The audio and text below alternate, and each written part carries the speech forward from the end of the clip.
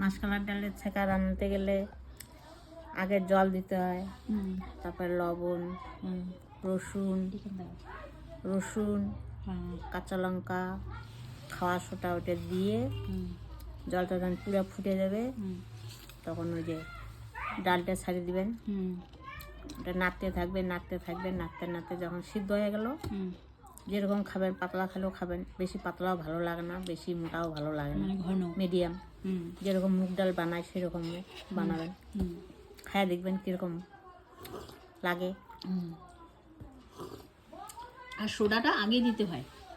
সোটা, লঙ্কা, রসুন, লবণ সব একসাথে দিয়ে তারপরে জলটাকে পুরো ফুটাতে হবে। ফুটে তারপর ডালটা ঢেলে দিতে হবে।